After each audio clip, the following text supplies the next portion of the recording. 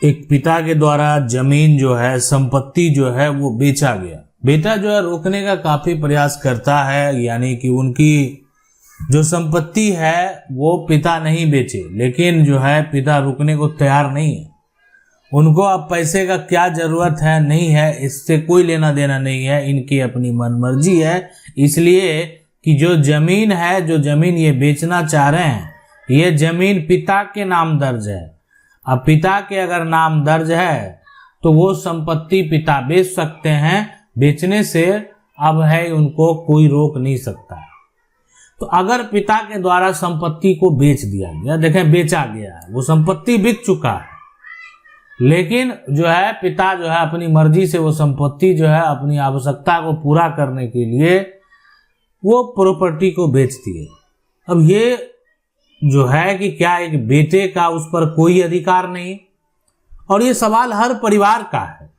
हर परिवार में कभी ना कभी ये सवाल उठता है, क्या जो पिता है अपने मन से जो है वो करेंगे प्रॉपर्टी का, वो सारी प्रॉपर्टी बेच देंगे, ये इनका बेटा है, ये इनका पोता है, क्या उसका कोई अधिकार नहीं?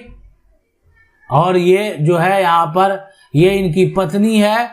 अब पिता जो है अपनी जो मर्जी से जो मन है वो कर रहे हैं, तो क्या एक बेटा जो है रोक सकता है? क्या अपनी जमीन को वापस प्राप्त कर सकता है? या कुछ नहीं कर सकता, सिर्फ खड़े खड़े देखकर वो तमाशा ही देख सकता। तो देखें, सबसे पहले आपको ये समझना होगा कि ये जो संपत्ति की जब बात होती है तो एक संपत्ति होता है जो होता है स्वअर्जित, यानी ये स्वअर्जित संपत्ति, ये समझना होगा आपको। दूसरे, जब यहाँ पर संपत्ति की जब बात होती है तो एक संपत्ति होता है पैतृक संपत्ति। पैतृक संपत्ति, अब ये दो तरह का संपत्ति हो गया। ये जो स्वअर्जित की जब हम बात करेंगे तो ये जो आप देख रहे हैं जमीन है, खेत है, इसमें ये पिता जो है अपना मेहनत से जब कमाए होंगे पैसा, जब भी कमाए होंगे, ये अपनी मेहनत से ये जमीन खरीदे, ये जमीन का केवाला है, ये उनकी स्वअर्जित संपत्ति है। लेकिन पैतृक संपत्ति जो है, यानी इनके पास और बहुत सारे ऐसी जमीन है जो कि पूर्वज से प्राप्त है। यहां पर पूर्वज से एक तरह से प्राप्त है, तो ये सारा पैतृक जमीन है। लेकिन दोनों में कहानी अलग अलग है। अब दोनों में क्या कहानी अलग अलग है? देखें, स्वअर्जित संपत्ति को जब पिता बेचने जाएगा ना, अब खुद की कमाई से खरीदी हुई संपत्ति है, अब पिता क्या कर दिए, उसको जाकर बेच दिए। तो ऐसी जमीन पर वो मर्जी से, अपनी मर्जी से बेच सकते हैं, आप उनको रोक नहीं लगा पाएंगे। इसमें बच्चे या पत्नी, यानी इसमें जो है ना, जो बच्चे हैं उनके बच्चे जो कि उत्तराधिकारी होते हैं, या उनकी पत्नी, ये दोनों में से कोई इनको रोक नहीं सकते, इसलिए कि ये जमीन अपनी कमाई से ये खरीदे थे और आज जो है अपने मन से बेच रहे हैं, इस पर उनका पूरा अधिकार है। यानी देखें, कोई व्यक्ति जो अपना कमा कर कुछ खरीद लिया तो उस पर दूसरे का मर्जी कैसे चलेगा? हमारा कानून भी यही कहता है। आप अगर अपने कमाई से कुछ भी खरीद लिए आज, तो उस पर जीवन भर आपका अधिकार है। आपका विवाह हो जाएगा तो आपकी पत्नी का भी अधिकार नहीं होगा। तो इसलिए यानी उनका भी अधिकार आपके मरने के बाद होगा। तो आज अगर आप अपने नाम पर कोई प्रॉपर्टी, जमीन, मकान ये खरीदे हैं, हम उन पिता को कहना चाहते हैं, तो उस पर सिर्फ आपका अधिकार है। आप उसको बेच सकते हैं, आप उसको दान कर सकते हैं, आप उसका वसीयत कर सकते हैं। कोई बेटा का कानूनी दावेदारी उस संपत्ति पर नहीं चलने वाला है जो आप अपनी कमाई से, जमीन का जो है मेहनत से, या जमीन का केवाला अगर आपके नाम पर है, जमीन की रजिस्ट्री अगर आपके नाम पर है, कोई बेटा हो या आपकी पत्नी हो, उस पर उसका दावेदारी नहीं चलने वाला है। लेकिन एक संपत्ति है, एक प्रॉपर्टी है जो कि है पैतृक। अब ये इसका कहानी अलग अलग है। अब ये जमीन जो मिलता है ना, ये यानी पिता द्वारा जो जमीन बेचा गया, अगर बात करें यहां पर वो पैतृक है, अगर पैतृक है तो ये नहीं कर सकते हैं पिता। यानी पिता क्या पैतृक जमीन को नहीं बेच सकते? हम बोलेंगे नहीं, बिल्कुल नहीं बेच सकते। ये जो जमीन है ना, ये दादा परदादा से आया हुआ जमीन है, दादा परदादा इसका उपयोग किए थे, अब जो है इनका उत्तराधिकारी जो है वो उसका उपयोग करेंगे। तो पिता भी एक उत्तराधिकारी है, तो सिर्फ पिता का हक नहीं है। बस इतनी सी बात समझना है कि ऐसा नहीं कि पिता का हक ही नहीं है, पोता का सिर्फ हक है। तो यहां पर यही हुआ, सिर्फ पिता का हक जो है नहीं है। दादा परदादा की जमीन जो है ना, एक अगर पिता है वो बेचना चाहते हैं तो उसमें बेटे की भी सहमति की जरूरत होती है, यानी बेटी की भी सहमति की जरूरत होती है। तो इस तरह का जो संपत्ति है इसको यहां पर इसको एक बेटा अगर कोर्ट में चला गया ना कि मेरे पिता जो है हमसे बिना पूछे पैतृक संपत्ति को बेच दिए, जबकि उनको कोई जरूरत नहीं था। पैतृक संपत्ति बेचने के लिए भी नियम और कानून बना हुआ है, लेकिन यहां पर एक पिता क्या करता है, जाकर पैसा लिया किसी से और जाकर जो दादा परदादा की जमीन थी, खतियानी जमीन है, उसको जाकर जमीन की रजिस्ट्री कर दिया।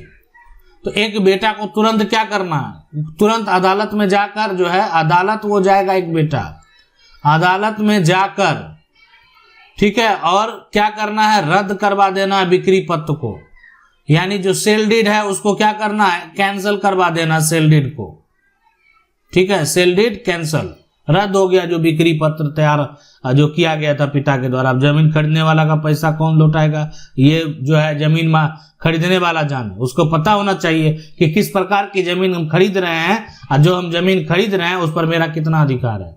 अब आप कहेंगे कि अक्सर जब क्या जमीन खरीदना बंद कर दें, बहुत सारी जमीन जो है वो तो दादा परदादा वाला जो जमीन है, पूर्वज वाला जो जमीन है, यानी हम जो जमीन खरीद रहे हैं वो तो पैतृक जमीन ही खरीद रहे हैं। तो क्या हम जमीन अब नहीं खरीदें, इससे आगे समस्या उत्पन्न हो सकता है।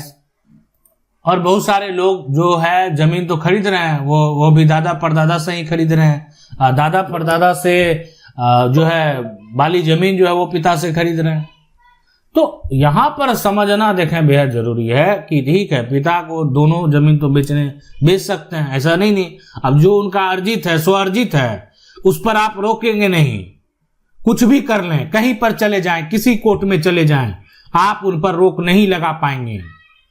लेकिन क्या होता है कि जब ये पैतृक संपत्ति जो है, खतियानी प्रॉपर्टी को आप ऐसा करते हैं, ठीक है, ये पैतृक संपत्ति है, ठीक है, पैतृक संपत्ति, तो इसमें क्या होता है कि इसमें जो है आप जो है दादा परदादा का जो संपत्ति है उसको बेचने से रोक लगा सकते हैं। अब नहीं रुकेंगे, फिर भी जाकर जमीन की रजिस्ट्री कर दिए तो उसको कैंसिल करवा सकते हैं। तो ये होता है अधिकार, यानी दादा परदादा की संपत्ति जो है अगर कोई खरीदेगा तो उसमें सहमति की जरूरत है। उनके जो बच्चे हैं, उनका जो बेटा है, उनकी जो बेटी है और उनकी जो पत्नी है, सबकी सहमति होना चाहिए। तो परिवार का जो है कोई सदस्य जो है उस कागजात पे, जैसे होता है ना यहाँ पर गवाह का सिग्नेचर होता है, तो एक गवाह ले लेंगे परिवार से, बोलेंगे ना ये दादा परदादा पैतृक संपत्ति है, गवाह जो है आपके परिवार का होगा। तो खतियान में ही कल को कोई दावा कर दे, ठीक है, तो अगर ये संपत्ति जो है पिता के द्वारा बेचा जा रहा है तो उनके जो भाई हैं, जो हिस्सेदार हैं खास करके, उनमें से किसी का आप जो है एक तरह से क्या करेंगे, उनको एक सपोर्टर के तौर में तैयार कर लेंगे और उनके परिवार का कोई सदस्य है जिसको गवाह ले लेंगे। तो इसमें क्या होता है, दस्तावेज में जितने भी जो जरूरत पड़े उस जरूरत के अनुसार जो है आपका जो निबंधन कार्यालय है वहां पर जो कहा जाए उस अनुसार आप कार्य करेंगे। तो इससे होता क्या है कि यहाँ पर कल को कोई आपत्ति दर्ज नहीं करा पाएगा, नहीं तो जाकर एक तरह से कहेगा कि मेरा पिता जो है ये एक तरह से जमीन इसलिए बेचेगी ताकि इनको नशे की आदत है और उसके लिए ये सारा प्रॉपर्टी को बेच रहे हैं। तो ऐसा सिचुएशन, ऐसा कंडीशन भी उत्पन्न होता है। तो कुछ ऐसी प्रॉपर्टी है, आज समझ गए होंगे, पिता का जो है जहां मर्जी चलेगा वो है स्वअर्जित, और स्वअर्जित जहां मर्जी चलेगा वहां पर आप कुछ कर भी नहीं पाएंगे। लेकिन जब पैतृक संपत्ति की बात आएगी तो आप जो एक बेटा जो है परिवार में वो कर सकता है जिसकी कल्पना पिता नहीं कर सकते। यानी एक बेटा को ये पावर है पैतृक संपत्ति में, खास करके जो दादा परदादा की संपत्ति है, या जमीन जो है आपके परदादा खरीदे थे, दादा खरीदे थे, वैसी जमीन पर पिता का क्या अधिकार होगा, उसमें तो आपका भी अधिकार है। दादा का जमीन है तो ऐसा थोड़ी, दादा का वो बेटे हैं तो दादा के आप पोते भी हैं। इसलिए कानून अभी ऐसा दे दिया है कि जो बच्चा जन्म हो गया ना, तो खतियानी प्रॉपर्टी में उसका अधिकार उसी दिन से, जो आपके परिवार में अगर कोई बच्चे का जन्म हो गया तो उसी दिन से वो उत्तराधिकारी हो गया आपका संपत्ति में, आपका दादा परदादा की संपत्ति, पैतृक संपत्ति में। लेकिन अब कोई अपना कमाई से कोई घर ही खरीद लिया, कोई गाड़ी खरीद लिया, तो उस पर अब गाड़ी बेचने के लिए दूसरा को तो नहीं पूछना पड़ेगा, अपने बेटे को, अपनी पत्नी को, कि हम गाड़ी बेच रहे हैं, हम मकान बेच रहे हैं। तो जो खरीदा है उसका अधिकार है, वो अपना बेचे, उसकी गाड़ी है, वो बेचे रखे, उसको उसका मन चलेगा उस पर। लेकिन यहाँ पर खतियानी प्रॉपर्टी है, उस पर किसी का मन नहीं चलने वाला। तो ये है पूरा अधिकार। अब आपके मन में बहुत सारे सवाल भी चल रहे होंगे, अगर आप कोई सवाल जो है आपके मन में चल रहे हैं तो आप जाकर जो है यहाँ कमेंट करके आप जो है अपना सवाल पूछ सकते हैं। मेरा प्रयास रहेगा वीडियो के माध्यम से आपके सवाल का जवाब दे सकें, आपको बता सकें आपको क्या करना है, कैसे करना है, क्या नहीं करना है, पूरा प्रक्रिया जो है बता सकें। आशा करते हैं वीडियो अच्छा लगा होगा। वीडियो लाइक जरूर कर दें। चैनल को पहली बार देख रहे हैं सब्सक्राइब करके जो बेल आइकन है उसको जरूर दबा लें। मिलते हैं अगले वीडियो में, तब तक के लिए जय हिंद।